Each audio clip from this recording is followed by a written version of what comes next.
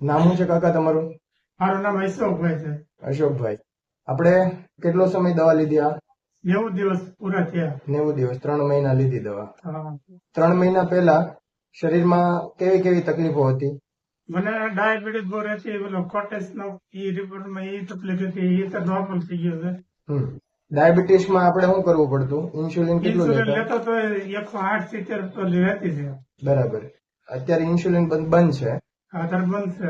ભાખરી, શાક અને ખીચડી ને એવું ખાવાનું ચાલુ છે. હા, એ સારું છે. ઇન્સ્યુલિન બંધ છે છતાં અત્યારે શુગર કેટલું આવે છે? સવારમાં 50 થી 60 જ આવે છે. હા, બપોરે જમીન પછી 120-25 જ આવે. જમ્યા પછી 120-25 થઈ ગયું, એકદમ નોર્મલ આવે છે. આપણે જમવાનું ચાલુ સાંજે છે. સાંજે એટલું જ આવે છે. બરાબર. અને ઇન્સ્યુલિન ઉપર આપણે કેટલા સમયથી હતા?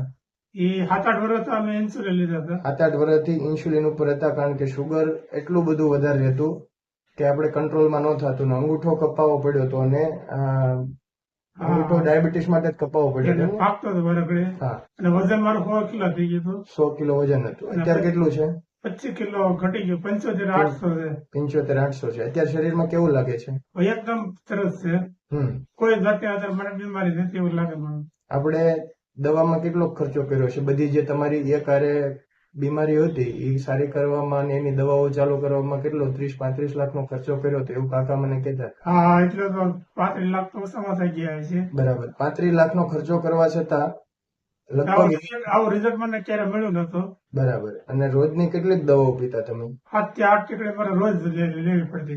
બરાબર. ઇન્સ્યુલિન તો અલગ પાછું. ઇન્સ્યુલિન અલગ અને બીજી બધી દવાઓ, સ્ટીરોઇડ બધી ચાલુ હતી. બરાબર ને? હા, ચીરોની બધી સારું હતી. ચાલુ સ્ટીરોઇડ એ કોઈ દિવસ વજન ઘટે નહીં, એને બદલે આપણે સ્ટીરોઇડને ધીમે ધીમે ઓછું કરતા ગયા અને અત્યારે સ્ટીરોઇડ ઓલમોસ્ટ નહીવત જેવું છે, છતાં આપણે 25 કિલો વજન ઘટાડ્યું. બરાબર. હા, 25 કિલો તો પાકું ઘટ્યું. હા. અને પેલા હાવ કોઈ જાતની કોઈ શરીરમાં કોઈ પેલું નહોતું, કોઈ ચાલવાની એનર્જી નહોતી, શરીરમાં એટલી બધી તકલીફ હતી. અત્યારે હસોડી સુધી જ નથી શરીરમાં, એવું લાગતું હું બીમાર જ છું એમ. બરાબર. આ 90 દિવસ તો મને એક રેડી થઈ ગયું બધું. એકદમ સારું થઈ ગયું. એકદમ સારું છે. આપણે સ્ટીરોઇડની દવા બંધ છે, કારણ કે કિડનીની અંદર લાળ બનતી નહોતી, મતલબ એટલે એની સ્ટીરોઇડની દવા આજીવન લેવાનું કીધું હતું આપણે. આજીવન ઈ તો છે, આજીવન કીધું હતું. બરાબર. કોઈ દિવસ સારું નહીં થાય એવું કીધું હતું. હા. અત્યારે એમાં આપણે હાવ ડોઝ ઘટાડી નાખ્યો છે. અડધી ગોળી ઉપર આવી ગયા છે.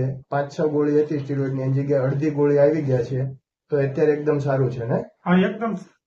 રિપોર્ટે આપણે નોર્મલ આવ્યો છે. કોર્ટિસોલનો રિપોર્ટ નોર્મલ આવ્યો છે ને? ફૂલ કરે રિપોર્ટ કરાવી નોર્મલ જ આવે. એવો રિપોર્ટ આવે ને તો આ દવા જ બંધ કરી દેવાય છે.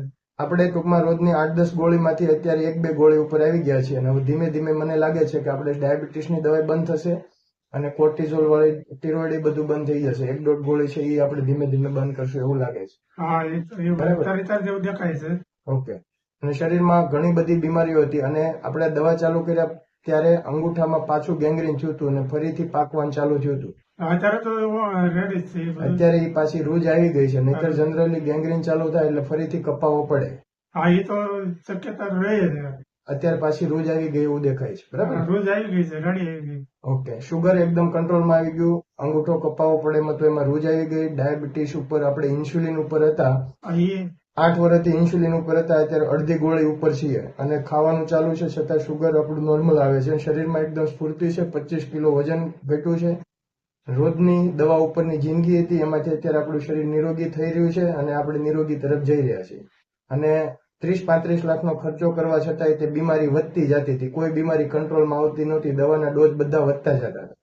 અત્યારે બધા ડોઝ ઘટી ગયા છે અને હાવ આપણે નોર્મલ ગોળી ઉપર 1-1.5 ગોળી ઉપર આવી ગયા છે. શરીરમાં એકદમ સારું છે. હા, એ તો સારું છે. ઓકે.